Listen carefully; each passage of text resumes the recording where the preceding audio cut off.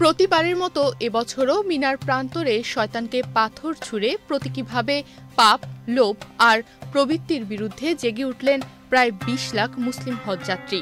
হজের অন্যতম গুরুত্বপূর্ণ এই পর্বে হাজিরা জানিয়ে দিলেন শয়তান নয়, তারা বেছে নিয়েছেন আল্লাহর পথ। হজের এই গুরুত্বপূর্ণ পর্ব রামি বা শয়তানকে পাথর নিক্ষেপ আসলে এক প্রতীকী প্রতিবাদ, যেখানে প্রত্যেক হাজি জানিয়ে দেন তারা জীবনের লোভ, হিংসা, প্রবৃত্তি আর অপবিত্রতার বিরুদ্ধে এক দৃঢ় অবস্থান নিচ্ছেন। এই পাথর শুধু শয়তানের দিকে নয়, ছুঁড়ে ফেলা হয় পাপের অতীত, অপূর্ণতা আর ভ্রান্তির প্রতীকী হিসেবেও। প্রতিটি পাথরের আঘাতে উচ্চারিত হয় আল্লাহু আকবার।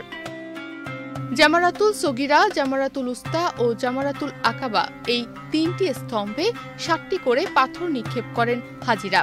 শয়তানের প্রলোভন রুখে দাঁড়ানোর স্মৃতিতে এ যেন চিরন্তন এক আত্মিক যুদ্ধ। এদিন হজ পালন করা প্রত্যেক হাজি সেই ঘটনা স্মরণ করেন, যখন ইব্রাহিম আলাইহিসসালাম আল্লাহর আদেশ মানতে যাচ্ছিলেন আর শয়তান বাধা দিতে এসেছিল। তিনি বিন্দুমাত্র দ্বিধা না করে তাকে পাথর ছুঁড়ে তাড়িয়ে দেন। তখন সেই ঐতিহাসিক ঘটনার পুনরাবৃত্তি আজ মিনা প্রাঙ্গণে হয়েছে।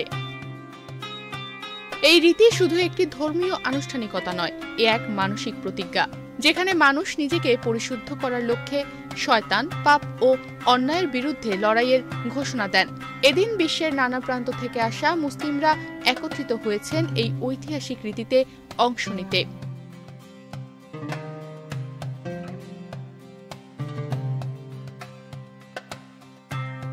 আজ হজের সময় সবার চোখে ছিল শ্রদ্ধা, মাথায় ছিল সাদা কাপড়। আজ মিনায় লাখো মুসলমানের হাত থেকে শয়তানের দিকে পাথর ছুটে গেছে। এই প্রতীকী লড়াই হোক আত্মশুদ্ধির চূড়ান্ত আহ্বান। আর এই পাথর ছুঁড়ে মারা প্রত্যেক হজযাত্রীকে মনে করিয়ে দেয়, আজ থেকে তারা নতুন করে নিজেকে গড়ে তুলবে।